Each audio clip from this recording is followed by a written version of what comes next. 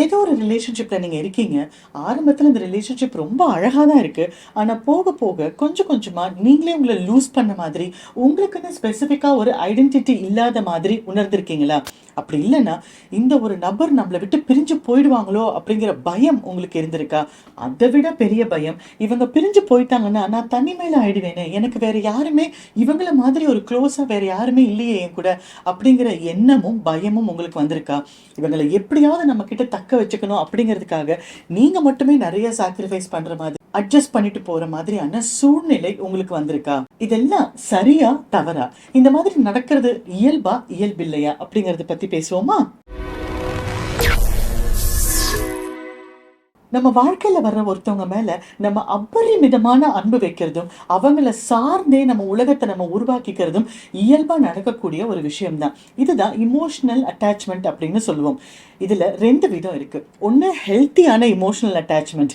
இது எப்படி இருக்குன்னா, நான் உங்களை ரொம்ப நேசிக்கிறேன், நீங்க என் கூடயே இருக்கணும், நீங்க என் கூட இருந்தா ரொம்ப நல்லா இருக்கு, இல்லைன்னா நான் எப்போ உங்க பக்கத்துல இருக்கேனோ அப்போ வந்து இந்த உலகம் ரொம்ப அழகானதா இருக்கு, எந்த ஒரு பிரச்சனையா இருந்தாலும் நான் ஜெயிச்சிடுவேன் அப்படிங்கிற ஒரு கான்ஃபிடன்ஸ் எனக்கு இருக்கு. இந்த மாதிரி நம்மள கன்ஸ்ட்ரக்டிவா பாசிட்டிவா கொண்டு போறது எல்லாமே ஹெல்த்தி இமோஷனல் அட்டாச்மெண்ட். இந்த மாதிரி ஹெல்த்தியா இருக்கிற ரிலேஷன்ஷிப்ல நம்மளோட விருப்பு வெறுப்பு, நமக்கு பிடிச்சது பிடிக்காதது எல்லாத்தையுமே இவங்க நம்மளை விட்டுட்டு போயிடுவாங்க அப்படிங்கிற ஒரு பயம் இல்லாம நம்மளால வெளிப்படுத்த முடியும். இதே அன்ஹெல்த்தி இமோஷனல் அட்டாச்மெண்ட்னோ இல்லைன்னா ஓவர் அட்டாச்மெண்ட்டோ இருந்தா எப்படி இருக்கும் அப்படின்னா, அவங்க கூட ஆரம்பத்துல பழகும்போது ரொம்ப இனிமையாகவும் ரொம்ப அன்பானதாகவும் இருந்தாலும் போக போக போக நீங்க அவங்களுக்கு கொடுக்குற இம்பார்ட்டன்ஸ் அவங்க உங்களுக்கு கொடுக்கலையோ அப்படின்னு மனசுக்குள்ள லேசா ஒரு எண்ணம் இருக்கும். அதை விட ரொம்ப அவங்க பக்கத்துல இருக்கும்போது ஆங்ஷியஸா இருக்கும். ஏன்னா நம்ம ஏதாவது சொல்ல போக அதை அவங்க சீரியஸா எடுத்துட்டு நம்ம கூட பேசாம போயிட்டாங்கன்னா அதுக்கப்புறம் நான் என்ன பண்ணுவேன்? திரும்பவும் ஒரு நபரை நான் என் வாழ்க்கையில சந்திச்சு இதே மாதிரி அண்டர்ஸ்டாண்டிங்கோட வந்து ஒரு நட்பு வட்டத்துக்குள்ள கொண்டு வந்து என் பெஸ்டியா கொண்டு வரதெல்லாம் நடக்கிற விஷயமா?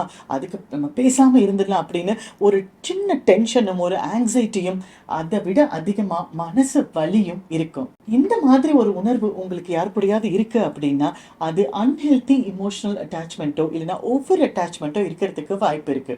சில சமயங்கள்ல அது பாய் ஃப்ரெண்ட் கேர்ள் ஃப்ரெண்டா இருக்கலாம், ஏன் கணவன் மனைவியா கூட இருக்கலாம், இல்ல குழந்தைகளா இருக்கலாம், இல்ல ஃப்ரெண்ட்ஸா இருக்கலாம், சில நேரங்கள்ல அது உங்க பெற்றோர்களாவே கூட இருந்துடலாம். ஸோ இந்த இமோஷனல் அட்டாச்மெண்ட் அப்படிங்கிறது ஓவரா போறது அப்படிங்கிறது ஒரு பர்டிகுலர் ரிலேஷன்ஷிப்பை மட்டும் நம்ம டிஃபைன் பண்ணல. யூஸ்வலா எங்க இது அதிகமா நடக்கும் அப்படின்னா கணவன் மனைவி உறவுக்குள்ளேயும் நண்பர்கள் உறவுக்குள்ளேயும் இது அதிகமா நடக்கிறத நாங்க பாக்குறோம். சரி, அப்போ நம்ம ஒரு குறிப்பிட்ட நபர் மேல மட்டும் ஓவரா அட்டாச் ஆறதோ இல்லைன்னா ஓவரா கனெக்ட் ஆகிறதுக்கோ என்ன காரணம் இருக்க முடியும் அப்படின்னா, இதுக்கு நம்ம சைல்டுஹுட் குழந்தை பருவத்துக்கு போனா மட்டும்தான் தெரியும். சில குழந்தைகள் துரதிருஷ்டவசமா அவங்க வளர்ற பருவத்துல சில கண்டிஷன்ஸ் அவங்க மீட் பண்றதுனால இந்த ஓவர் அட்டாச்மெண்ட் அப்படிங்கிறது அவங்க வாழ்க்கையில இயல்பா மாறிடுது. ஃபார் எக்ஸாம்பிள், ஒரு வீட்டில் ஒரு குழந்தையோட பெற்றோர்கள் வந்து ரொம்ப சுமூகமா இல்லை, எப்போ பார்த்தாலும் சண்டை போடுறாங்க. கப்பல் எப்பயாவது ஒன்று ரெண்டு தடவை சண்டை போடுறதோ இல்லை பெரிய ஆர்குமெண்ட்ல போகிறதோ நேச்சுரல் தான். ஆனால் ஒரு நாளும் சண்டை போடுறாங்க. இந்த குழந்தை ஸ்கூலுக்கு போயிட்டோ இல்லை வெளியில் போயிட்டோ வீட்டுக்குள்ளே வரும்போது, ஐயோ இன்னைக்கு ஈவினிங் இவங்க என்ன பண்ண போகிறாங்கன்னு தெரியல, எந்த மாதிரியான சுச்சுவேஷன் வீட்டில் இருக்குன்னு தெரியலையா, அந்த ஒரு அன்பிரடிக்டபிள் என்வாயன்மெண்ட்லேயே குழந்தைங்க இருக்காங்க அப்படின்னா நாள் ஆக ஆக அவங்களுடைய பதட்டமும் அந்த ஆங்ஸைட்டியும் அவங்க வாழ்க்கையை விட்டு போகவே போகாது. ரெண்டாவது, டொமஸ்டிக் வயலன்ஸ் இருக்கு. ஒரு யாராவது ஒருத்தவங்க அடிச்சுக்கிறாங்க, பிசிக்கல் அபியூஸ் பண்றாங்க, இமோஷனல் அபியூஸ் பண்றாங்க, மென்டல் அபியூஸ் பண்றாங்க அப்படின்னா அந்த ஒரு பதட்டம்லையும் அந்த ஒரு பயம்லையுமே அந்த குழந்தை வளர்ந்துட்டு இருக்கு அப்படின்னா அந்த குழந்தைக்கு அடல்ட் ஆகும்போது அட்டாச்மெண்ட் இஷ்யூஸ் வரதை கண் கூட பார்க்குறோம். மூணாவது, ஒரு சில பேரண்ட்ஸ் வந்து இப்படி வளர்த்தாதான் பேரண்டிங் அப்படின்னு சொல்லி குழந்தைங்களை ரொம்ப ஸ்ட்ரிக்டா வளர்க்கறது கூட அந்த குழந்தைங்களோட அட்டாச்மெண்ட் இஷ்யூக்கு ஒரு பெரிய ப்ராப்ளமை கிரியேட் பண்ணிடும். இல்லைன்னா ஒரு சில வீட்டில் பார்த்தீங்கன்னா அம்மா அப்பா உனக்காக தான் எல்லாம் பண்ணுறோம், நீ வந்து இப்படி பண்ணாதான் எங்களுக்கு ஹாப்பியாக இருக்க முடியும், நீ இவ்வளோ பண்ணியும் நீ எங்களுக்கு எதுவுமே பண்ணலையே அப்படின்னு ஓவர் சென்டிமெண்ட்டாக பேசுறதோ இல்லைன்னா அந்த குழந்தைங்க மனசில் தேவையில்லாமல் அதிகப்படியான குற்ற உணர்ச்சி கில்ட்டை தூண்டுறதோ கூட ஒரு குழந்தைக்கு லவ் அன்பு அப்படிங்கிற அந்த டெஃபினிஷன் நார்மலாக இருக்கிறத விட ரொம்ப டிஃப்ரெண்ட்டாக இருக்கும். எப்படி தெரியுமா? இப்போ ஒரு செட் ஆஃப் சாங்ஸ் இருக்கும், அந்த பாடல்களை நீங்கள் எப்போ கேட்டாலும் உங்களுக்கு ஒரு நாஸ்டாலஜிக் மொமெண்ட்டாக இருக்கும். நிறைய நல்ல நினைவுகள் வரும். உங்களையும் தாண்டி உங்களோட உதட்டில் ஒரு சின்ன புன்சிரிப்பு இருக்கும். அதே சமயத்தில் ஒரு சில பாட்டு இருக்கும், அந்த பாட்டு நல்ல பாட்டு தான், ஆனால் அதை கேட்டாலே உங்களுக்கு உங்களுக்கு எரிச்சலும் ஆத்திரமும் கோபமும் வந்து ஒரு ஒரு இரிட்டேஷன் வரும். சிச்சா இதெல்லாம் ஒரு பாட்டா, இதுக்கு நம்ம இந்த பாட்டு கேட்கணும், எப்படி தான் இந்த பாட்டை கேட்குறாங்களோ அப்படின்னு. இதில் புரிஞ்சுக்க வேண்டிய விஷயம் என்ன அப்படின்னா, நமக்கு ரொம்ப பிடிச்ச பாட்டுலையோ பிடிக்காத பாட்டுலையோ பாட்டோட தவறு கிடையாது. ஆனால் அந்த பாட்டோட நம்ம இணைச்சிக்கிற நம்மளுடைய இமோஷன்ஸ், நம்மளுடைய உணர்வுகள் தான் ஒரு பாட்டை நம்ம ரொம்ப விரும்புகிறதோ, இல்லைன்னா ஒரு பாட்டு எனக்கு பிடிக்கல நான் வெறுக்கிறேன் அப்படின்னு சொல்கிறதோ. அதே மாதிரி தான் நம்ம உறவு முறைகள்லையும் நம்ம லேபிள் பண்ணும்போது நமக்கு பாஸ்டில் குழந்தை பருவத்தில் நடந்த விஷயங்களை வச்சு தான் நம்ம அன்புனா இது, காதல்னா இது, நட்புனா இது அப்படின்னு நம்ம லிங்க் பண்ணிக்கிறோம். நம்மளோட இமோஷன்ஸை லிங்க் பண்ணிக்கிறோம். நம்ம என்ன பண்ணுறோம் அப்படின்னா, இப்போ இந்த குழந்தை பருவத்தில் அந்த பிரெயின் பேட்டர்ன் இருக்குது பார்த்தீங்களா, அதே பேட்டர்னை அப்படியே நம்ம அடல்ட் லைஃப்க்கும் கொண்டு வரதுனால தான் அடல்ட் லைஃப்பையும் நம்ம தியாகம் பண்ணாதான், சாக்ரிஃபைஸ் பண்ணாதான், அட்ஜஸ்ட் பண்ணாதான் நமக்கு நல்ல ரிலேஷன்ஷிப் கிடைக்கும், நல்ல ஃப்ரெண்ட்ஷிப் கிடைக்கும் அப்படின்னு நம்மளையும் அறியாமல் அப்படி ஒரு வயரிங்கை நம்ம கொண்டு வந்துடுறோம். நம்ம பிரெயினுக்கு ரொம்ப பிடிச்ச ஒரு ஹேபிட் என்ன தெரியுமா, நம்மளோட ரொட்டீன் லைஃப்பில் இருக்கிற பேட்டர்னை அப்படியே அது கிரகிச்சிக்கும். பிரெயினுக்கு சரி எது தவறு எதுன்னு தெரியாது, ஆனால் நம்மளோட ரொட்டீன் பேட்டர்னை அது கிரகிச்சிக்கிறதுனால இதுதான் நமக்கு பிடிக்கும் அப்படின்னு அது முடிவு பண்ணிடும்.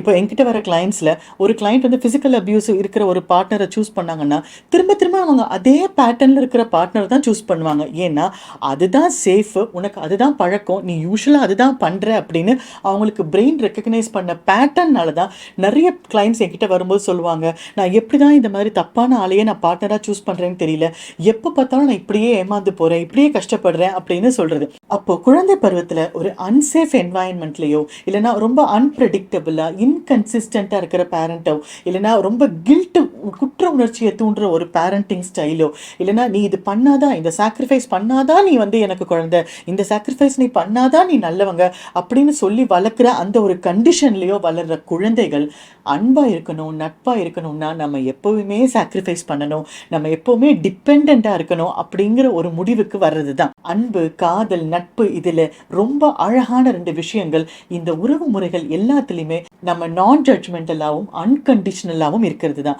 ஆனால் எப்போ இந்த குழந்தைகள் தன்னையும் அறியாமல் இப்படி அன்கண்டிஷனலாக இருக்கிறதும் நான் ஜட்ஜ்மெண்டலாக இருக்கிறதும் ஒரு பேட்டர்ன் இல்லை, நம்ம இது பண்ணாதான் நமக்கு அது கிடைக்கும் அப்படிங்கிற கண்டிஷன்ஸோடையும், நான் இப்படி இல்லைன்னா அவங்க என்னை ஜட்ஜ் பண்ணி என்னை விட்டுட்டு போயிடுவாங்கன்ற ஒரு பயத்தோடையும் வர்றதுனால தான் நம்ம ஒரு சில நபர்கள் மேலே நம்ம ஓவர் அட்டாச் ஆறுது. அதுலேயும் பிரதானமாக சின்ன வயசுலேருந்தே ரொம்ப அன்பு ஆதரவு அப்படிங்கிறது ரொம்ப கிடைக்காத ஒரு சூழ்நிலையில் அன்ஃபார்ச்சுனேட்லி அந்த குழந்தைங்க வளர்ந்துருக்காங்க அப்படின்னா, யாரோ ஒரு ஸ்ட்ரேஞ்சர் வந்து ஒரு சின்ன ஒரு அன்பான ஆக்ஷன் பண்ணும்போது, இவர் தான் நமக்கு இனிமேல் எல்லாமே, இவங்களுக்கு தான் நம்மளோட லைஃப் எல்லாம் புரியுது, இனிமேல் இவங்கள மாதிரி ஒருத்தவங்களை நம்ம லைஃப்பில் பார்க்கவே முடியாது அப்படின்னு ஓவராக அவங்க கூட அட்டாச் ஆகி அவங்களோட வாழ்க்கையில் நம்மளே நுழைஞ்சுக்கிறதும் நம்மளுடைய உலகமாக அவங்கள நம்ம மாற்றிக்கிறதும் தான் இன்னைக்கு ஓவர் அட்டாச்மெண்ட்னால சஃபர் ஆகிற எல்லாரும் உணர்கிற ஒரு விஷயம். எந்த ஒரு இடத்துல ஒரு பரஸ்பரம் அன்பும் பரஸ்பரம் ஒரு ரெஸ்பெக்டும் இருக்கோ அந்த இடத்துல ஓவர் அட்டாச்மெண்ட் வரதுக்கு வாய்ப்பு இல்லை. அப்போ உங்களோட இந்த ஒரு பர்டிகுலர் ரிலேஷன்ஷிப்பில் சடனாக உங்களுக்கு தோணுது, இல்லை நானே தான் கொடுத்துட்ருக்கிற மாதிரி இருக்குது, ஐ எம் த கிவர், எனக்கு வந்து வேறு எதுவுமே அங்கேருந்து ரெசிப்ரோகேட் பண்ணுற மாதிரி தெரியல, அந்த சைட்லேருந்து எனக்காக எதுவும் விட்டு கொடுக்குற மாதிரியோ அட்ஜஸ்ட் பண்ணுற மாதிரியோ தெரியல அப்படின்னு நீங்கள் யோசிக்கிறீங்க அப்படின்னா நீங்கள் தான் ஓவராக அட்டாச் ஆகிருக்கீங்க, அவங்க நார்மலாக தான் இருக்காங்க அப்படின்னு அர்த்தம்.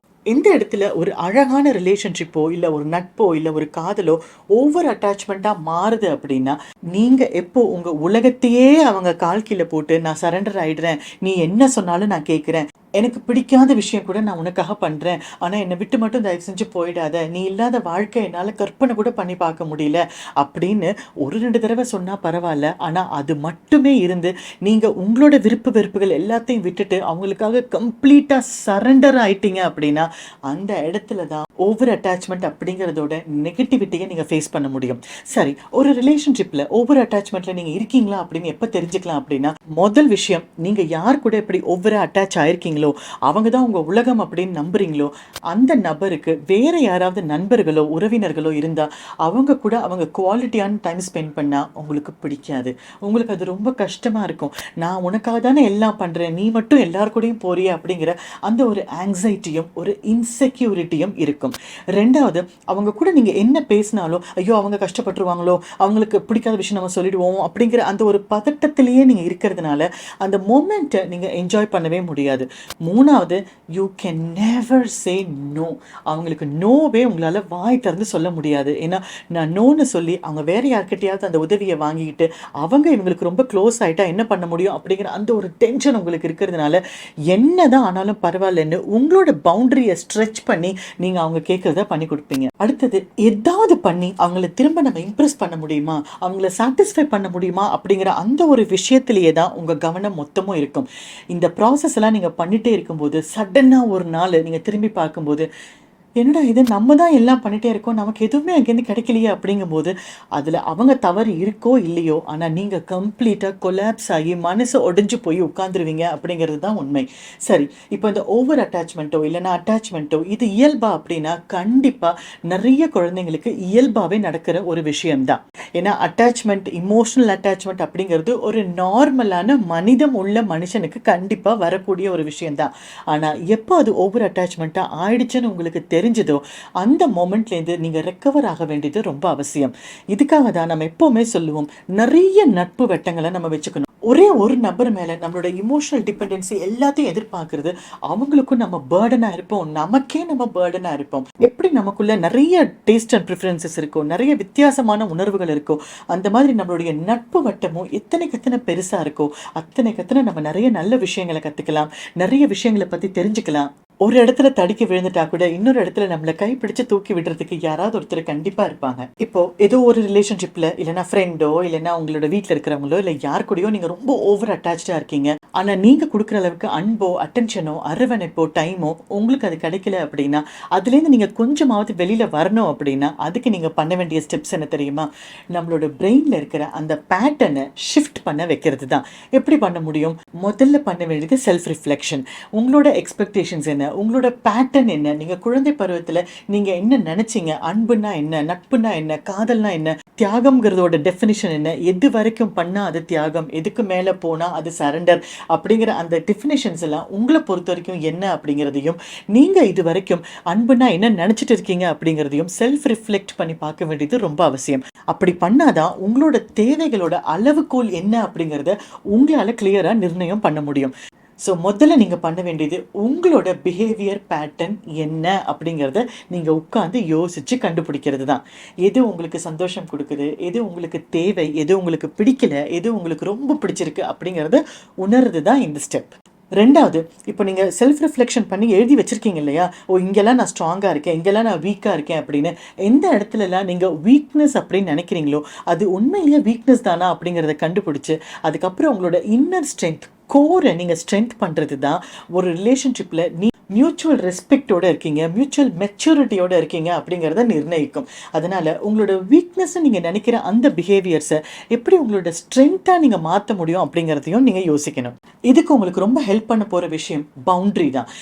இது வரைக்கும் என்னால் பண்ண முடியும், இதுக்கு மேலே என்னால் பண்ண முடியாது, சில விஷயங்கள் நான் ஈடுபட முடியாது, சில விஷயங்களில் நோ சொல்லி தான் ஆகணும் அப்படின்னா இதமாக எப்படி ஒரு நோ சொல்லலாம், இதமாக சில விஷயங்களை எப்படி ரிஜெக்ட் பண்ணலாம், இதமாக மற்றவங்களை கஷ்டப்படுத்தாத மாதிரி எப்படி சில விஷயங்களை இக்னோர் பண்ணலாம், எனக்கு தேவையில்லைன்னு சொல்லலாங்கிறத உங்களோட லாங்குவேஜ் ஸ்கில்ஸை இம்ப்ரூவ் பண்ணி உங்களோட கான்வர்சேஷன் ஸ்கில்ஸை இம்ப்ரூவ் பண்ணி மெதுவாக நீங்கள் கற்றுக்கும் போது அந்த பவுண்டரியை உங்களால் கிளியராக கொண்டு வர முடியும்.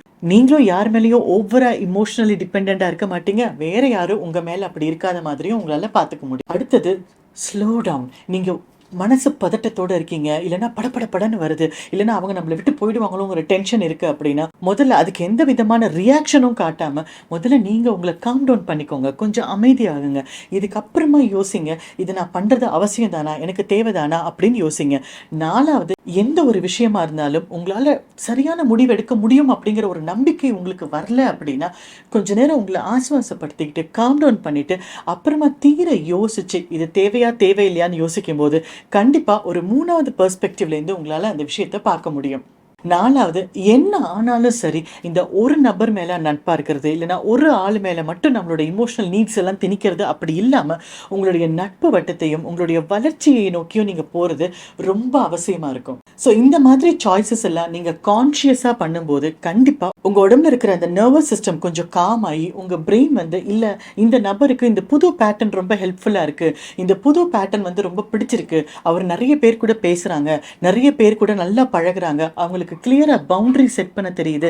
சில விஷயங்கள பண்றாங்க, சில விஷயங்கள் வேணான்னு ஒதுக்குறாங்க. அந்த கிளாரிட்டியும், மெச்சூரிட்டியும் உங்களுக்கு இருக்கு அப்படிங்கிறத அந்த பிரெயின் கொஞ்சம் கொஞ்சமா ரெகக்னைஸ் பண்ண தொடங்கும். ஸோ இதெல்லாம் ஒரே நாள்ல நடக்காது. நீங்க அன்பு வச்சிருக்கிறதும் தப்பு கிடையாது. It is not your fault.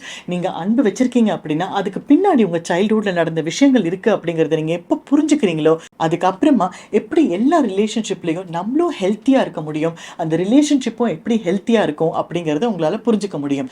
இது கொஞ்சம் டைம் எடுக்கலாம். பட் பொறுமையா ஒரு கொஞ்சம் கொஞ்சமா யோசிச்சு பிராக்டிஸ் பண்ணுங்க. கண்டிப்பா உங்களுக்கு ஆரோக்கியமான, அழகான, ஆழமான உறவுகள் கிடைக்கும். யோசிச்சு பாருங்க. பிராக்டிஸ் பண்ணுங்க. All the best.